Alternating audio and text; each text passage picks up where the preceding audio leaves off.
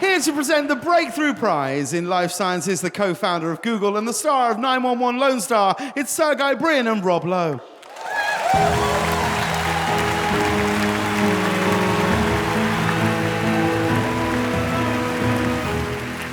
Nearly 2,000 years ago, the physician Galen described a condition involving tremors and paralysis. A little over 200 years ago, James Parkinson made the first modern study of its symptoms. Since then, scientists have learned much about how Parkinson's disease affects the brain and affects so many of our loved ones. This award is personal for me because it is about Parkinson's disease, which my mother has. It is especially personal for me this year because she and I carry one of the genetic mutations that our laureates discovered, the G2019S mutation to the LRRK2 gene. I am very grateful for the work of these scientists and their continued research that may one day lead to a cure. The four scientists we honor tonight have made big strides towards that goal. Working independently, they discovered the most common genetic causes of Parkinson's disease. And these genes are tantalizing clues to the riddle of this disease because they all play a role in the cell's waste disposal systems, which break up and recycle damaged proteins and organelles. Let's turn the magnifying glass on a deep medical mystery that only great science can crack. Everything you will ever know, every dream and memory, is created by our brain cells. But for millions with Parkinson's disease, those brain cells are slowly destroyed, and the light of consciousness fades. For decades, the search has been on for the killer that sparks this disease. And yet, the ultimate culprit remains a mystery.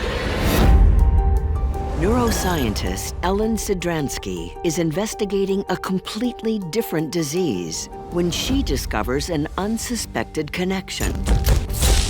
It's the same gene we see in Parkinson patients.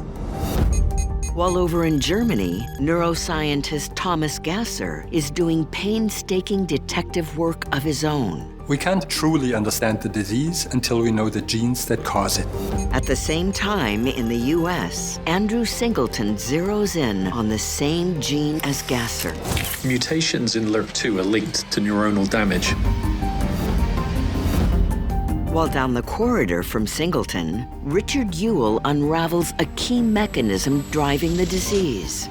If you walk in a direction no one's ever walked, you're more likely to see things no one's ever seen. Their discovery opened the door to identifying new drugs to treat Parkinson's disease, giving new hope that we can keep our brilliant little gray cells alive.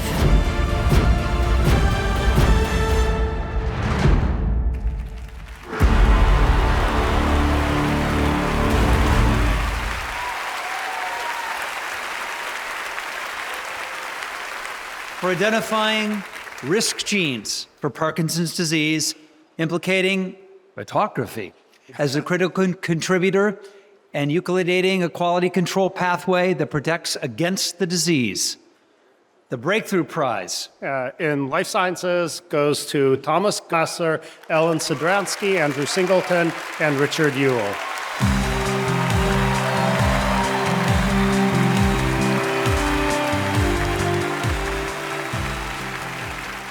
When I started to work on the genetics of Parkinson's disease 30 years ago as a junior neurology resident, a famous neurogeneticist told me, "You're wasting your time. Parkinson's is not a genetic disease." Now, years later, and thanks to the fantastic collaborations with people like Ellen, Andy, and Richard, and many others across the world, we know that genetics has given us the critical clues that help us design new therapies for our patients and eventually maybe even lead to the prevention of the disease altogether. I'm very grateful that I was part of this phenomenal development. Thank you.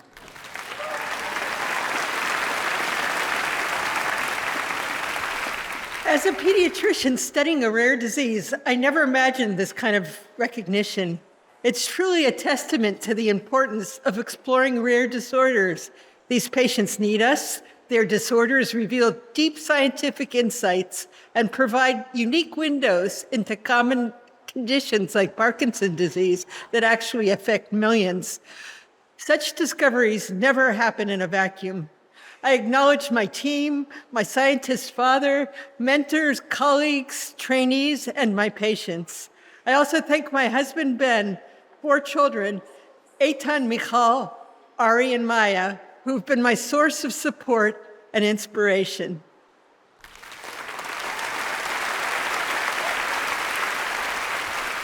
Wow, this is pretty overwhelming for a first-generation college student from a small island in the English Channel. This is kind of weird. But I'm incredibly thankful to be recognized with this award. I'm thankful that I get to work as part of a smart, passionate, and exciting research community. And I think the problems that we work on, the solutions to those problems will have impact on many lives. I'm thankful for all the help I've been given along the way. We get a huge amount of help from scientists that we work with, but also from our friends, our colleagues, and family. And I'm most thankful that I get to share this with my wife, Amanda, and my daughters, Emily and Olivia.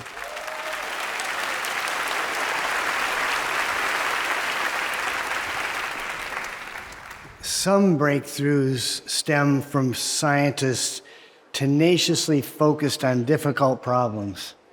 Others, such as ours, through serendipity. My career wove among many different fields, even botany and neurosurgery, to end up focused on Parkinson's disease in a surprising way. I thank my institute for the freedom to follow the data wherever it went, and my graduate student, Derek, and my wife, Catherine.